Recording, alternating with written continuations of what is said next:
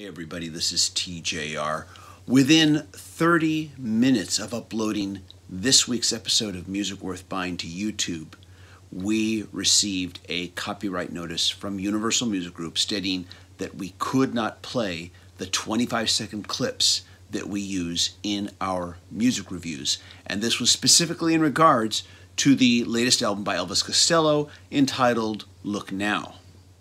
YouTube gave us the option of having the 25-second clips removed from the video. But that would mean a very awkward 25 seconds of silence during the audio clip portion of the show. We decided instead to play our own substitute audio. We apologize for the inconvenience and hope that you will check out Elvis Costello's new album, Look Now, on your favorite streaming legal service. This week on Music Worth Buying, we're going to be checking out The Future and the Past by Natalie Prass. And Look Now from Elvis Costello and the Imposters.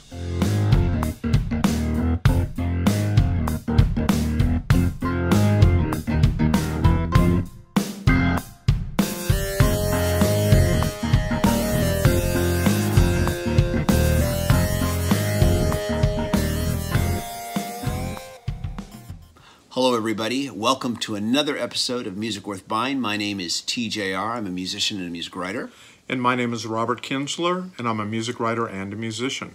And we've, of course, got two albums. We've each got an album that we've picked out that we really are excited about.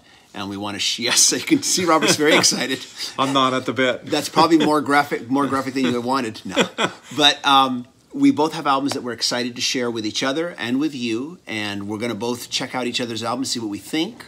We're going to play clips. And, of course, let's see what you think, too. And I will begin the festivities this time around with the latest album by Natalie Prass. It's entitled The Future and the Past. Now, this is her second album. Some critics have stated that this album is a complete departure from her 2015 self-titled debut album, and I would mostly agree. There are a few hints of her first album on this one, but mostly her debut was a much softer, much lighter affair. Now, like her first album, she is partnered again with producer Matthew E. White and his Space Bomb house band. And this album, unlike the last one, once again, which was very light, this one leans much heavier on funk, disco, and both retro and modern R&B and pop. In fact, if you were to A-B tracks from this album and the first one, you would think it was two different artists. Let me talk about why I like this album.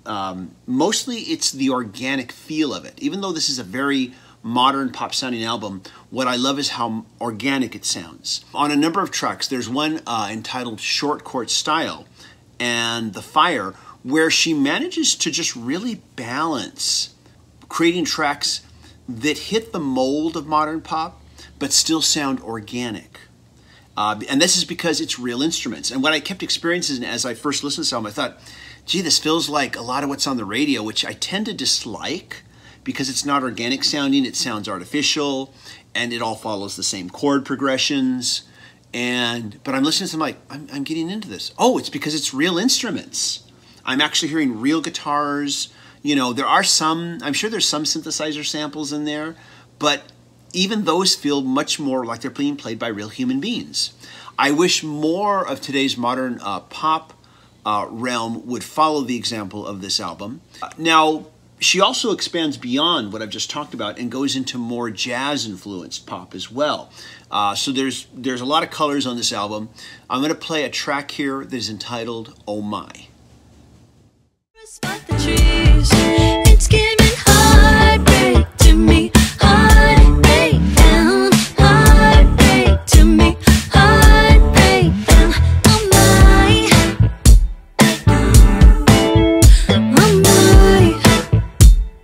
oh my. Seems like every day we're losing when we choose to reap it. Lose you, oh my.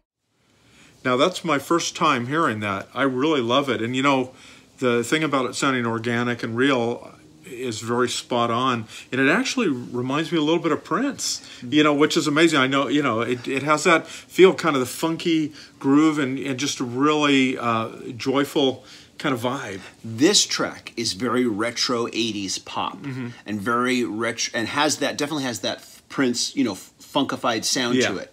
And, you know, as I listen to it, that bass line feels very synth driven, boom, boom, boom, down underneath that really low rumbling bass, whereas the guitar is real guitar. You know, you're hearing that strumming rhythm, very nicely done. And this is a great track, but I feel like she's at her strongest when she leans more towards jazz, which in the next track we'll get into. But first, let me just go over the packaging on this one. This is in a mini vinyl gatefold. Let me open it up here for you. There we go. And it opens up like this. This is just the interior here. And then we do inside here, we do have a fold-out booklet, as I refer to it. Not an actual booklet, but a fold-out booklet, which gives us, you know, all the lyrics like that. A little hard to see here, I know, under the light here with this. And I may even, no, I don't have it upside down. Not embarrassing myself. Here we go. And the side, yeah, this is two sides here of just see it a lyrics. little bit there on camera. Yeah, there you go. Try to get the glare away. Like that, yeah. But it's easy to read. But that's all it is. Just text with lyrics and, you know, liner notes and all of that. And so let's go ahead. Now we're going to check out a song called Sisters, where she leans more towards jazz. Once again, I feel she's at her strongest when she goes in this direction. So we'll check this out. Great. You gotta keep your sisters close together. I wanna say it loud. For all the ones held down, we gotta change the plan.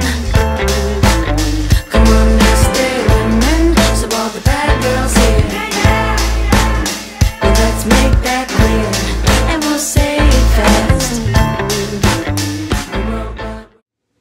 You know, TJ, I don't know if I have any artists that immediately come to mind that that draw comparisons with that, but that's wonderful. It's exactly kind of how you described it initially, where it's a great blend of pop and jazz and R&B, and it just has a really intoxicating kind of this inviting groove that gets you right in. Really like that for a first listen. I really do. It starts. You people watching won't get to hear this, but of course it opens with that very beautiful lilting piano by itself before it starts to, you know, the song comes in, and there's the groove that you hear during the verses, and then the heavier groove that comes during the choruses, and they both complement each other really well. They're both completely different grooves, and yeah, when I hear this, I'm like, oh, honey, please go more in this jazz direction here. There's even a bit of a hip hop attitude. There is the way the beats land, the way the drums land, and that also makes me think a lot about this house band that is on this album.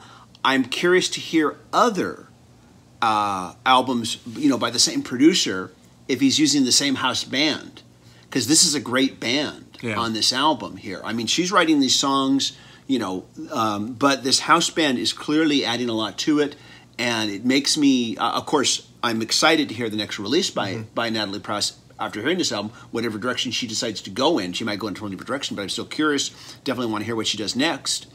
But this house band also, I would be curious to know what other albums they've played on, just to hear them. You know, you find these house bands like the Funk Brothers, like the Wrecking Crew, you know, the Muscle Shoals house band, Fame Studios house band, who played on all these different records, and they add something to it. They create, they add a character and a quality, and I kind of wonder, you know, I want to know what else this house band has done, as well as knowing what Natalie Prass is doing. Oh, I thought I should also hold up the CD. It has some cool graphics there. Kind of girly looking, don't you think? Anyways, but she's a girl, so it's okay. It'd be okay if she was a guy too. Hey, you know. Anyways, though, so that is the future. The future and the past. It's a really great album. Go check it out. Hopefully, these two samples whetted your appetite, and you have an artist that's very famous that I've heard of. I think everybody's got to know this is Elvis Costello and the Imposters. Now, this album is called Look Now. Now, I think when you think about 2018, I don't think anybody, I wasn't thinking that Elvis Costello would release one of the best albums of the year, which I truly think this is. Yeah, and this is his first album in 5 years. Back in about 5 years ago, he did an album that I think you brought to the show called Wise Up Ghost. He did with the Roots, right? Which I thought was amazing. Amazing. Yes, and still kicks my ass, that album. That's a great album. Yeah. This album, though, actually harkens back to his 1982 album he did that was produced by Jeff Emmerich. Unfortunately, the late Jeff Emmerich now. Yeah. Imperial Bedroom, which is considered one of Elvis Costello's masterpieces. And also, it for me, one of my very personal favorite albums is the one he did with Burt Bacharach back in 1998. I think it got hard to believe it's been 20 years, called Painted from Memory, which is their collaboration, a full-length collaboration between Bacharach and Costello. This album conjures up, though, those two albums, and it's just a beautiful, just amazing collection of songs. And speaking of Burt Bacharach, he co-wrote and added his piano on several of the tracks on this album, and including the title track, and also a track I want to hear a little of now called Photographs Can Lie. And let's listen to a little bit of that one so people get a taste of this great album. I'm curious. Let's hear it. Yeah. Hey everybody, this is TJR. Universal Music Group has basically told Robert and I that we cannot play a clip from Elvis Costello's latest album entitled Look Now. Please check out Look Now on your favorite streaming service. Meanwhile, here's a track from one of my albums entitled No One Makes the Sunshine. And it bears examination. All the things she masterminds. Well, she'll say it once, she'll say it twice, that she'll love me. So this is my first time hearing this track. First of all, I love the melancholy piano that opens it.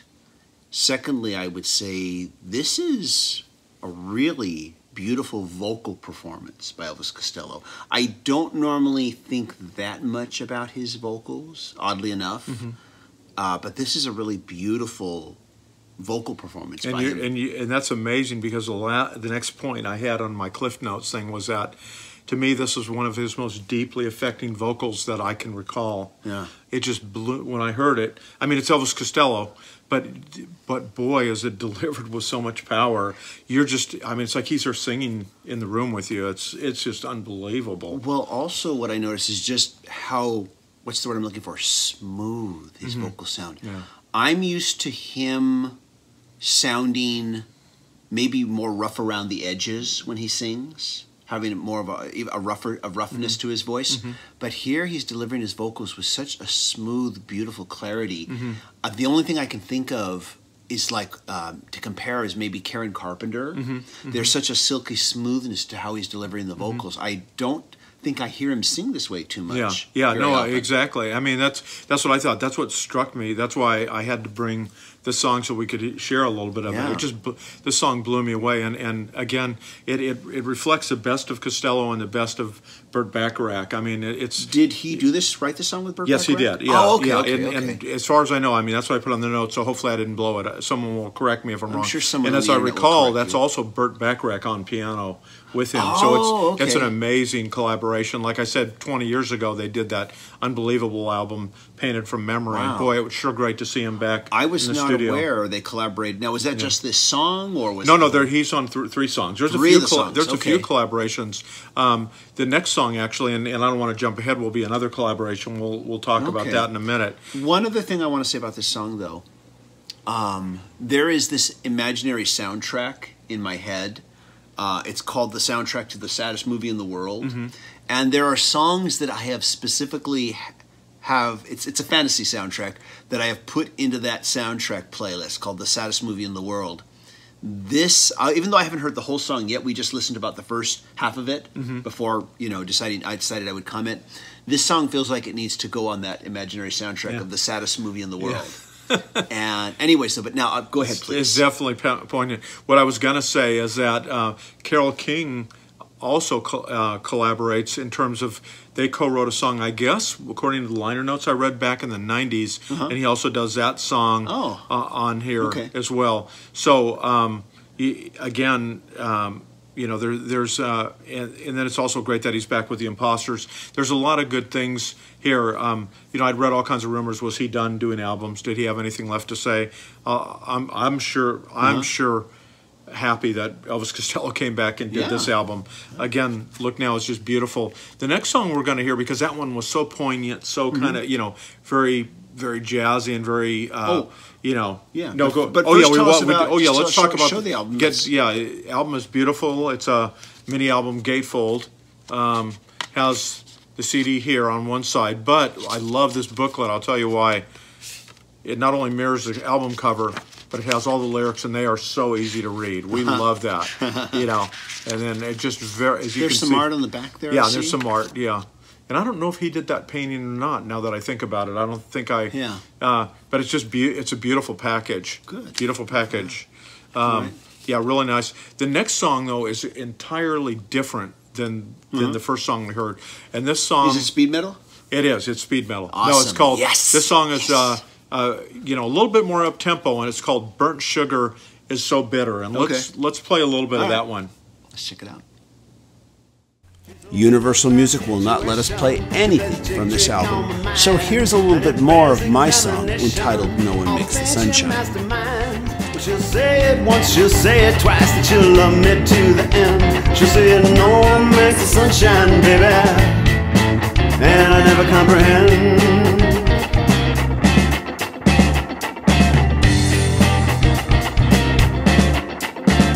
There's no rhyme and there's no reason for all the... So once again, my first time hearing this track. And I should actually mention, when the advanced tracks for this album came out, I did talk about them. These are none of the advanced tracks. And I actually held off on listening because I knew you were going to cover the album and I wanted to hear them fresh when you brought them to the show so I could react from them fresh without having heard them before. I like this song. I'm having I keep trying to think of how would I place this song. There is definitely like a strong 60s pop, early 60s pop feel. Do you hear kind of like a Memphis Souls pop? I'm kind of hearing the Memphis sound a little bit. Yeah, a little bit of that gospel with the horns. tone. Yeah, a little bit. It's kind of, but that's okay. And by the way, this is a song that was co-written by Carole King and Elvis Costello. Like I said, I think they worked on it back in the 90s, as I recall. And then it's Elvis Costello's lyrics, and they collaborated on the music. I just love the song. It's like, wow, this stewed for 20 years. Wow, that's, I mean, it's a killer track. Yeah, I do like it. I didn't react as strongly as the previous one, but I think on more listens, I would get more strong. I would strongly We'd get you up more into dancing it. around, you know? Yeah, I think I'd get more into it as time went on. But yeah, it definitely intrigued me, and I was definitely just finding myself, where would I place this song? But I did like it. And this definitely makes me want to hear the rest of the album, hearing these two tracks that you've shown today.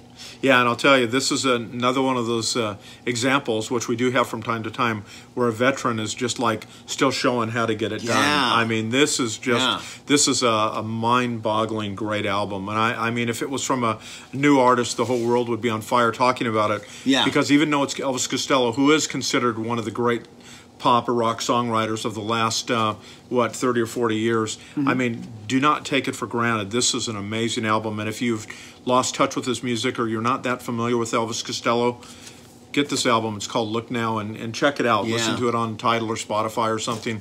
Check it out. I think you will not be disappointed. Same thing with Natalie Prass. You know, if this is your first time hearing about her, definitely check out this album too. And I guess I guess this is a wrap. We should be wrapping up this episode this here. is a wrap. Yeah. Everybody, have you heard these albums? Do you think are you planning on listening to them? If so, let us know what you think. Give us your thoughts and opinions. Go check out these albums, like Robert said, on Tidal, Spotify, Apple Music, and there's a good chance these albums might be in their entirety on the official artist YouTube page, which is Vivo in most cases. If you are going to stream on YouTube, please go to the artist's official page and stream it. Definitely. And but anyways, though, let us know what you think. As always, if you like what we're doing here, please be sure to click like, click subscribe, hit that notifications icon so you can know when we release new videos. And also, if you want to help us to make more videos, please go to the Patreon page and become a supporter. Pledging as little as just $1 a month can make a big difference and really help us do better videos and make more of them. And thank you so much, everybody, for watching. I'm TJR. And I'm Robert Kinsler. We'll see you next time. Bye, everybody.